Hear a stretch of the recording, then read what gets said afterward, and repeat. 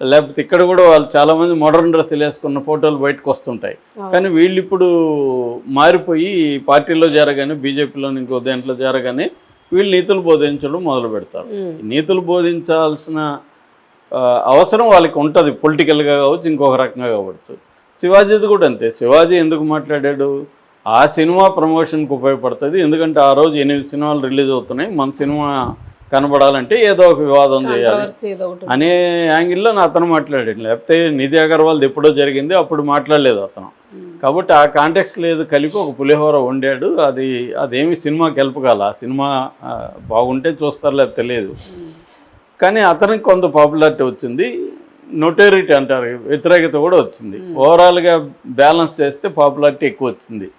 దీనికి రావడానికి ప్రధాన కారణం వీళ్ళిద్దరు, ఎవరు, అనసూయ, చిన్మయి. వీళ్ళు దిగేసరికి ఇప్పుడు స్త్రీలు కూడా, అనసూయ పట్ల స్త్రీలకు కూడా చాలామందికి వ్యతిరేకత ఉంది, ఇలాగే వేసుకోవచ్చా అనేది. ఎందుకంటే వాళ్ళకి ఫ్యామిలీస్ ఉన్న వాళ్ళకి ఒక టెన్షన్ ఉంటుంది. ఎవరన్నా అట్రాక్టివ్గా అమ్మాయిలు వేసుకుంటుంటే వాళ్ళ భర్తలు చూడొచ్చు, పిల్లలు చూస్తూ ఉండొచ్చు, ఇదంతా వాళ్ళకి టెన్షన్ ఉంటుంది. సో ఈ టెన్షన్లో నుంచి వాళ్ళు ఫ్యామిలీ ప్రొటెక్షన్ కోసం కావచ్చు, అదొక యాంగిల్. రెండో యాంగిల్ జలసీ ఉంటుంది. అంటే మనం కూడా అలా అవ్వాలనుకున్న వాళ్ళు అలా అయినప్పుడు వాళ్ళని చూసి వీళ్ళు తిడుతూ ఉంటారు. వీళ్ళకి ఛాన్స్ వస్తే వీళ్ళు అవుతారు. వీళ్ళకి ఇప్పుడు ఎవరన్నా వీళ్ళ ఇంట్లోనూ ఇంకొకరు సినిమా ఛాన్స్ ఇస్తూ ఉంటే ఇలాంటి డ్రెస్సులు వేసుకోవాలంటే వేసుకోరా, బోల్డ్ మంది వేసుకుంటారు, వేసుకోని వాళ్ళు కూడా ఉంటారు, లేదని నేను అంటున్నాను. కానీ ఛాన్సులు వస్తాయి, డబ్బులు ఇస్తానంటే వేసుకున్నాం. ఇప్పుడు 10 లక్షలు ఇస్తానంటే వేసుకోకపోవచ్చు, ₹1 కోటి ఇస్తానంటే వేసుకోవచ్చు. కాబట్టి ఇవన్నీ అనేక అంశాల మీద డిపెండ్ అయినాయి. కాబట్టి ఇప్పుడు మాధురి రంగంలో దిగింది. ఆమె కూడా దీని మీద కామెంట్లు చేసింది. నీ ఇష్టం వచ్చినట్టు బట్టలు వేసుకుని నాకు ఆమె బట్టలు నచ్చవు అని చెప్పింది. ఈమెకి నచ్చక మీద అనసూయకి ఏం సంబంధం? అనసూయ ఇప్పుడు నా బట్టలు నచ్చవని ఎవడన్నా చెప్పాడు అనుకో, మాకు కూడా చెప్తుంటారు, మీ టీషర్ట్లు కాదు షర్ట్లు వేసుకోండి అని ఎవరో కామెంట్ పెట్టారు. అంత మాత్రం నేను టీషర్ట్లు ఎందుకు ఆపేయాలి? కాబట్టి ఎవరిది ఫాలో కావాలి? 10 మంది 10 రకాలు చెప్తారు. కాబట్టి ఇక్కడ ఏంటంటే ఎవరికి వాళ్ళు నిర్ణయించుకోవాలి. వాళ్ళ కుటుంబం కంఫర్ట్గా ఉన్నప్పుడు, వాళ్ళ భర్త కంఫర్ట్గా ఉన్నప్పుడు, వాళ్ళ పిల్లలు కంఫర్ట్గా ఉన్నప్పుడు మనం రిస్ట్రిక్ట్ చేయడానికి లేదు. వాళ్ళకి వాళ్ళ అవసరాలు ఏవో అనుకుంటాయి, వాళ్ళకి అలాగే ఎక్స్పోజ్ చేయాల్సిన అవసరాలు వాళ్ళకు ఉండొచ్చు.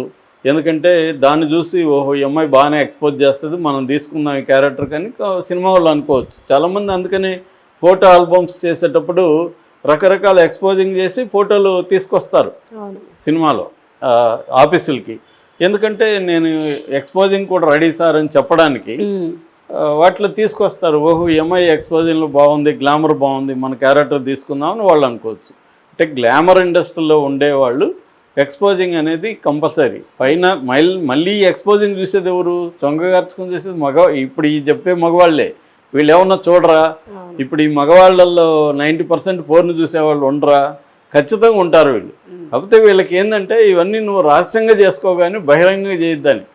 బహిరంగ ఎవడో ఒకరు చేయకపోతే నువ్వెలా చూస్తావు అసలు?